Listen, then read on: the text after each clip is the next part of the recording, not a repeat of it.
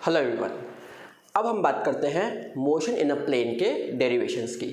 तो सबसे पहले हम स्टार्ट करते हैं triangular law of vector addition. देखते हैं इसका स्टेटमेंट क्या है। It states that if two vectors acting simultaneously at a point are represented in magnitude and direction by the two sides of a triangle taken in same order, then the resultant is represented in magnitude and direction by the third side of triangle but taken in opposite direction। ये क्या था? ये तो statement है, ऐसा तो exam में लिखना पड़ेगा। पर अब हम बात करते हैं आगे समझने की, एक्चुअली इसमें समझाया क्या गया है। तो सबसे पहले हम बात करते हैं ट्राइंगल की। देखिए यहाँ पे आपको एक ट्राइंगल दिख रहा है ओ पी एंड क्यू, इसके वर्टाइसेस हैं। अब हम बात करते हैं कि ये जो हमने स्टेटमेंट पढ़ा उसमें है क्या। इसमें हमें ये बताया गया है कि अगर हमने कोई भी दो साइड्स ली है ट्राइंगल की और वो वेक्टर रिप्रेजेंट कर रही है, जैसे O P vector A represent कर रही है, पी क्यू हमारा वेक्टर बी रिप्रेजेंट कर रही है, और हमने दोनों का डायरेक्शन कैसा लिया है, सेम डायरेक्शन लिया है, तो जो थर्ड साइड होगी वो हमारी शो करेगी रिजल्टेंट, बट उसका जो हमारा डायरेक्शन होगा वो ऑपोजिट होगा। अगर रूल के हिसाब से देखा जाए तो अगर हम ट्राइंगल बना रहे थे इस डायरेक्शन में तो हमारा थर्ड साइड कैसा आना चाहिए था, हमारा थर्ड साइड कैसा आना चाहिए था, देखिए ऐसा आना चाहिए था, पर हमने थर्ड साइड का डायरेक्शन सेम ना लेके हमने कैसा लिया, ऑपोजिट लिया। ठीक है, तो ये होता है हम लोगों का triangular law of vector addition. इसका एक रूल होता है, that is vector R is equal to vector A plus vector B, this is our resultant, this is basically triangular law. अब हम आगे बात करते हैं analytical method to find the resultant and direction in triangular law of vector addition. ठीक है, अभी जो हमने फिगर बनाया है बिल्कुल हम उसी की बात करते हैं। ओ पी वैक्टर मेरा ए है, पी क्यू मैंने ले लिया वेक्टर बी, ओ क्यू ले लिया मैंने वेक्टर आर। ठीक है, हम वापस डायग्राम पे आते हैं। ठीक है, बहुत सिंपल सा डेरिवेशन है। आपको करना क्या है, सिर्फ दो चीज़ें दिमाग में फिट करिएगा। पहला, हमें एक बार लेना है छोटा ट्राइंगल पी क्यू एन, और एक बार हमें लेना है बड़ा triangle that is O Q N. छोटे ट्राइंगल से हमें sine theta and cos theta निकालना है, बड़े ट्राइंगल में हमें अप्लाई करना है हाइपोटेनस वाली जो थ्योरम थी, कौन सी, Pythagoras theorem, right, that H square equal to P square plus B square. तो हमें बड़े ट्राइंगल में क्या यूज़ करना है, पाइथागोरस थ्योरम, और छोटे ट्राइंगल में हमें क्या करना है, sign theta and cos theta find करना है। आइए करते हैं। अगर मैं बात करूँ छोटे ट्राइंगल की, तो in triangle P Q N, अब आप ही खुद सोचिए कि ये हो गया मेरा थीटा, तो इससे मुझे क्या निकालना है, sign theta and cos theta. Sine theta क्या होता है, परपेंडिकुलर अपॉन हाइपोटेनियस, तो मैं साइन थीटा को लिख सकता हूँ Q N upon P Q. इससे मैं किसकी वैल्यू निकालूंगा, क्यू एन की वैल्यू निकालूंगा। अगली बार में, नेक्स्ट टाइम, अब मैं क्या करूँगा, ये मेरा क्या है, बेस, तो अगर उसी एंगल की हम बात करें तो कॉस थीटा क्या होता है, बेस अपॉन हाइपोटेनियस, तो ये हो गया मेरा बेस और ये हो गया मेरा हाइपोटेनियस। तो मुझे हाइपोटेनियस तो दिख रही है, तो अब मुझे क्या चाहिए, बेस, तो मैं किसकी वैल्यू फाइंड करूंगा, पी एन की वैल्यू फाइंड करूंगा। तो अभी मैंने छोटे ट्राइंगल से दो वैल्यूज फाइंड करी, पी एन की और क्यू एन की। फिर हम आएंगे अगली स्टेप पे, in triangle O Q N, इसमें हम लगाएंगे पाइथागोरस थ्योरम। अब पाइथागोरस थ्योरम क्या होती है, H square is equal to P square plus B square. यहाँ पे हाइपोटेनस हमारा क्या हो गया, R square is equal to Q N square plus O N square. आगे आप देखेंगे ओ एन को मैंने ब्रेक कर दिया, O P plus P N. तो अब हम थोड़ा सा इसको लिखने के तरीके से देखते हैं। यहाँ आते हैं, सबसे पहले हमने साइन थीटा की वैल्यू फाइंड की, पी बाय एच, उससे तो मैंने क्यू एन की वैल्यू निकाली, कितनी निकली, बी साइन थीटा निकली। फिर वापस से कॉस थीटा फाइंड किया, कॉस थीटा होता है बेस अपॉन हाइपोटेनियस, उससे मैंने पी एन की वैल्यू फाइंड करी। यहाँ तक क्लियर। फिर मैंने बड़ा ट्राइंगल लिया ओ क्यू एन से मैंने क्या किया, पाइथागोरस थ्योरम लगाया, राइट। पाइथागोरस थ्योरम लगाने के बाद में अब क्या हुआ, ओ एन को मैंने आपको बताया था, मैंने कैसे लिखा, O P plus P N, इसमें मैं लगा दूंगा ए प्लस बी का होल स्क्वायर, क्या होता है, A square plus B square plus 2ab। ये हमने यहाँ पे अप्लाई कर दिया। अब मुझे कुछ नहीं करना है, जितने भी हमारे पास में वैल्यूज़ थी उन सबको हमें जितने भी टर्म्स हैं उनमें पुट करना है। तो देखिए कैसे हम लोगों ने पुट किया। अब क्यू एन की जगह मैंने आर रखा, ओ पी की जगह ए रखा, पी एन में हमने फाइंड किया ही था B cos theta, again O P की वैल्यू, पी एन की वैल्यू, क्यू एन हमने फाइंड किया था बी साइन थीटा, सिंपल सा। अब हमने आगे क्या किया, देखिए A square it is B cos theta का होल स्क्वायर मतलब B square cos square theta, 2ab cos theta ऐसे ही, देन बी साइन थीटा का होल स्क्वायर मतलब B square sine square theta. अब मैंने क्या किया इसके बाद में, अब मैंने इसमें से और इसमें से बी स्क्वायर कॉमन निकाल लिया, तो sine square plus cos square हमारा होता है 1, ये हमने 10th क्लास में देखा है, राइट। तो this is my R square की वैल्यू, और अगर मैं मैग्नीट्यूड्स दूँ सिर्फ तो मैंने लिख दिया R square equal to A square plus B square plus 2ab cos theta. तो स्क्वायर हटाएंगे तो हमें मिल गया R equal to under root A square plus B square plus 2ab cos theta. This is our resultant in triangular law of vector addition किसी भी angle के लिए। ठीक है, अब हम बात करते हैं डायरेक्शन की। जो tan अल्फा होगा दैट इज अवर डायरेक्शन। अब tan अल्फा, ठीक है, वापस इस फिगर पे आते हैं। ठीक है, अब अगर मुझे बात करनी है tan अल्फा की, तो tan क्या होता है, परपेंडिकुलर अपॉन बेस। तो this is my perpendicular and this complete is my base. तो मैं लिखूंगा tan alpha is equal to QN upon ON। ठीक है, अब हम देखते हैं आगे, यहाँ पे हम आगे आए QN अपॉन ON। QN की वैल्यू हमें पता थी, ON को अगेन मैंने ब्रेक किया A प्लस PN में, और PN की वैल्यू थी B cos थीटा। तो इस तरीके से हमने फाइंड किया डायरेक्शन। अब हम बात करते हैं parallelogram law of vector addition. Triangular law और पैरेललोग्राम का जो डेरिवेशन है वो बिल्कुल सेम है, बस थोड़ा सा डिफरेंस है डायग्राम का। ट्रायंगल में हमने क्या बनाया था, ट्रायंगल बनाया था, तो डेफिनेटली पैरेललोग्राम में हम क्या बनाएंगे, पैरेललोग्राम बनाएंगे। देखिए कैसे बनाते हैं, पहले तो इसका स्टेटमेंट भी देख लेते हैं। If a parallelogram is completed by taking two given vectors as adjacent sides, ठीक है, then the diagonal of a parallelogram drawn from the common point gives the resultant of the two vectors। ठीक है, अब देखिए क्या हुआ, अगर मैं बात करता हूँ एडजेसेंट साइड्स होती है आजू बाजू वाली साइड्स, राइट, जैसे OP एंड OQ। तो OP एंड OQ हमारे पास दो वेक्टर्स से, वेक्टर एंड वेक्टर भी, ये साइड्स हमारी हो गई किसकी, पैरेललोग्राम की। भैया आप बोलोगे यहाँ पैरेललोग्राम कहाँ है, तो पैरेललोग्राम ऐसे है। देखिए इसको मैं आगे बढ़ा सकता हूँ और इसको मैं ऐसे कर सकता हूँ। तो this will make my parallelogram. तो मैंने दो एडजेसेंट साइड्स ली A एंड B, तो जो डायगोनल बनेगा दैट डायगोनल रिप्रेजेंट हमारा रिजल्टेंट। ठीक है, अब हमें क्या करना है, अगेन जो रिजल्टेंट होगा वो किसकी इक्वल होगा, A प्लस B की इक्वल होगा। आप चाहें तो ये देख सकते हैं कि ये ट्रायंगुलर लॉ जैसे ही थोड़ा सा बन रहा है, मतलब अगर मैं इसको आगे बढ़ा दूँ, इसको ऐसा बना दूँ, तो ये देखिए क्या हो रहा है, ये ट्रायंगुलर लॉ था, इतना जो था ये हमारा ट्रायंगुलर लॉ था, ये और ये। ठीक है, this is our triangular law. ठीक है, नेक्स्ट अगर हम बात करें analytical method to find the resultant and direction in the parallelogram law of vector addition. फिर से सेम डायग्राम लेना है, ऊपर जो अभी हमने बनाया था। ठीक है, बस हमने क्या किया, उसमें थोड़ा सा कंस्ट्रक्शन किया है। देखिए कैसे कंस्ट्रक्शन किया, देखिए OP OQ OS ये हमारा मेन फिगर था, A और B वेक्टर्स हमारे पास में थे।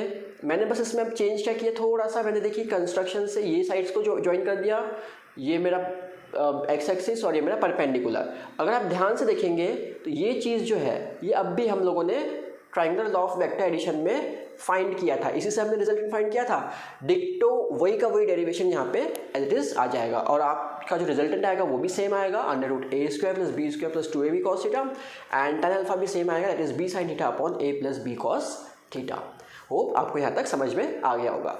अब हम आगे बढ़ते हैं, नेक्स्ट हमारा टॉपिक आता है projectile motion, very very important. Projectile definition हम बाद में पढ़ते हैं, सबसे पहले समझते हैं होता क्या है। प्रोजेक्टाइल एक तरीके से एक ऑब्जेक्ट जिसको अगर हम आप लोगों ने बचपन में बॉल खेली है, कैच एंड कैच, आप बॉल फेंकते थे, तो बॉल फेंकते थे तो क्या होता था, एक बॉल का पाथ ऐसा आता था कर्व फॉर्म में, राइट। तो है ना, कैच में क्या होता है, एक को हमने पास किया, दूसरे ने कैच किया, दूसरे ने फिर फेंका, फिर उसने फिर से कैच किया। तो दिस मोशन का जो मोशन हुआ that is called projectile motion. मतलब क्या होता है, हमारा जो मोशन है वो कैसा हो रहा है, पैराबोलिक पाथ में होता है। ठीक है, डेफिनेशन समझते हैं। When an object is thrown in gravitational field of Earth, physics की डेफिनेशन है, right. When an object is thrown in gravitational field of Earth, it moves with a constant horizontal velocity and constant vertical acceleration. Such two-dimensional motion is called projectile motion and the object is called a projectile. Clear? तो ये हमारा हो गया projectile.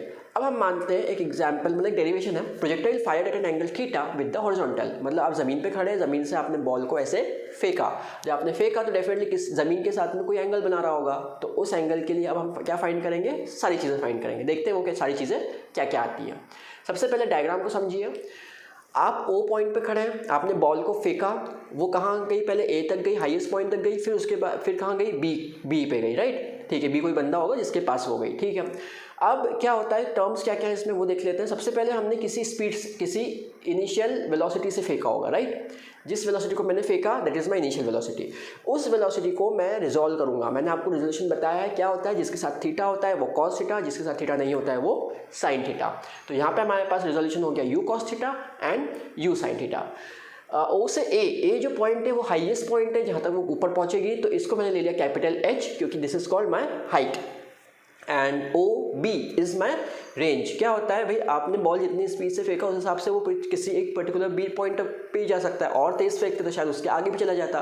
तो जो O B हमारा distance है वो क्या हो गया, हमारा रेंज हो गया।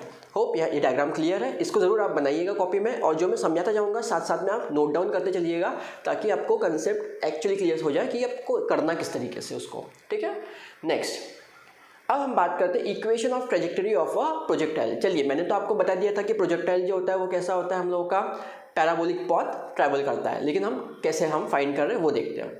सबसे पहले अगर हम बात करें horizontal distance covered by the object in time T. अब हम इसमें दो डिस्टेंस कवर करेंगे, एक बार हॉरिजॉन्टल और एक बार वर्टिकल। ठीक है, अब हम क्या करेंगे, हॉरिजॉन्टल डिस्टेंस की बात करते हैं। अब डिस्टेंस क्या होता है, वेलोसिटी इनटू टाइम। तो क्योंकि हम हॉरिजॉन्टल डिस्टेंस की बात कर रहे हैं तो horizontal velocity into time. Horizontal velocity अभी हमने देखा कितना होता है, u cos थीटा, और टाइम हमने कितना ले लिया, t। इन दोनों की हेल्प से, इस इक्वेशन की हेल्प से मैंने क्या फाइंड कर लिया, t फाइंड कर लिया। t कितना आ गया, x upon u cos theta. यहाँ तक क्लियर। अब हम बात करते हैं वर्टिकल डिस्टेंस। तो वर्टिकल डिस्टेंस की अगर हम बात करें तो अब s इक्वल टू क्या होता है, ut plus half at square. ठीक है, आप बोलोगे हमने इसमें ये यूज़ क्यों नहीं किया, भाई जब हॉरिजॉन्टल मोशन में था ऑब्जेक्ट ऑलरेडी हम लोगों का, तब तो कोई एक्सेलरेशन हम लोग का ग्रेविटेशन वाला आ ही नहीं रहा था ना, तो हमें ज़रूरत ही नहीं पड़ी। लेकिन जब बॉल हमारी जब ऊपर वर्टिकल मोशन हम देख रहे हैं तो उसमें क्या आ गया, ग्रेविटेशन आ गया, तो हमें क्या यूज़ करना पड़ेगा, s is equal to ut plus half at square. ठीक है, अब देखते हैं क्या क्या चीज़ें इसमें आती है हमारे पास में। ठीक है, u हमारा हो जाएगा u साइन थीटा क्योंकि हम वर्टिकल कंपोनेंट की बात कर रहे हैं। t अभी हमने फाइंड किया था वो हमने यूज़ कर लिया x upon u cos theta. Acceleration जो होगा वो माइनस जी, क्योंकि बॉल कहाँ जा रही है, ऊपर से जा रही है, राइट, मतलब हमने ऊपर फेंका ना, नीचे थोड़ी फेंका।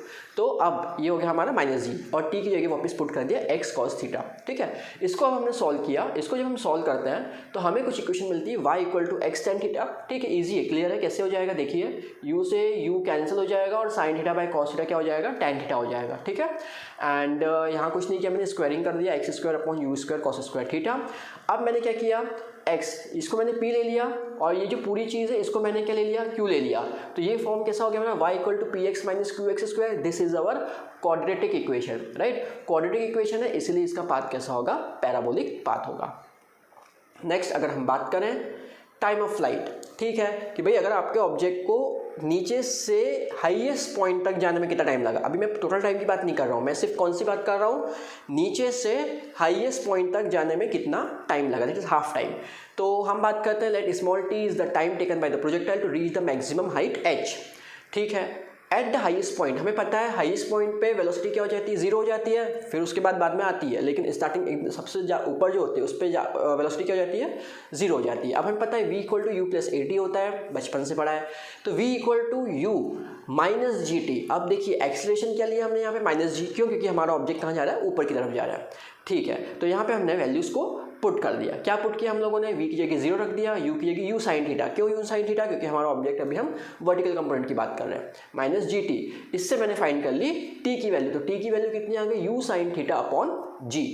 Clear, this is my time period, कब तक के लिए, हाफ टाइम पीरियड, राइट। अब निकालते टाइम ऑफ फ्लाइट, पूरा टाइम ऑफ फ्लाइट। भाई सीधी सी बात है, क्योंकि फिगर हमारा जो पैराबोलिक होता है वो कैसा होता है, सिमेट्रिक फिगर होता है, तो जो अभी हमारा टाइम निकला उसका डबल कर देंगे तो हमारे पास टोटल टाइम आ जाएगा। तो टोटल टाइम हो जाएगा 2t, that is 2u sine theta by g।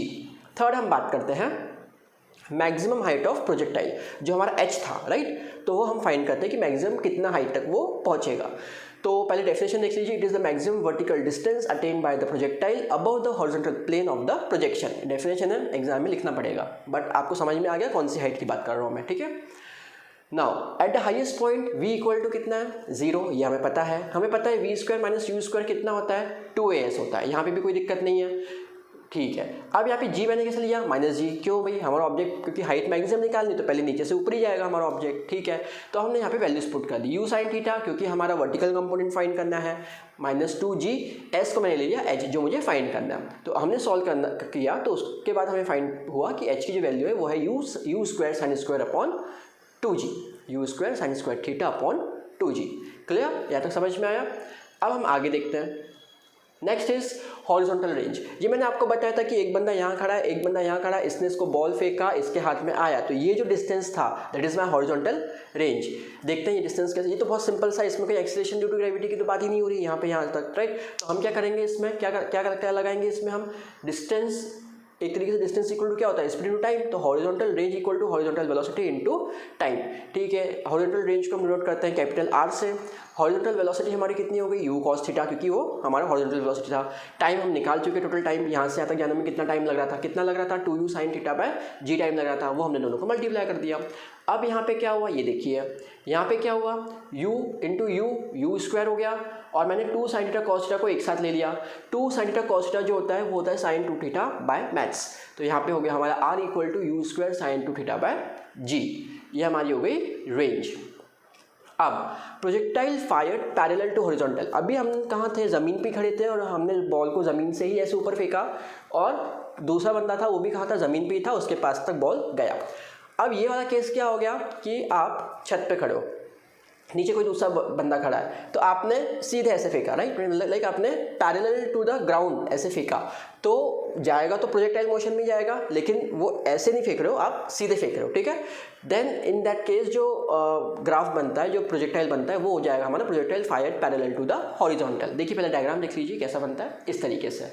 आप कहीं ओ पॉइंट पे खड़े हो, आपने बिल्कुल सीधे से फेंका, तो जो पाथ कवर करेगा बॉल वो कुछ ऐसा जाएगा, और ए पे कोई बंदा खड़ा होगा, वो बॉल को कैच करने के लिए खड़ा है, ठीक है। वाई ओ जो डिस्टेंस दिख रहा है उसको हमने हाइट h ले ली, और वाई ए जो डिस्टेंस दिख रहा है उसको हमने हॉरिजॉन्टल रेंज r ले लिया। इसके डेरिवेशन बहुत छोटे से, अगर आपको बड़ा वाला समझ में आ गया तो ये तो छोटा सा ही है।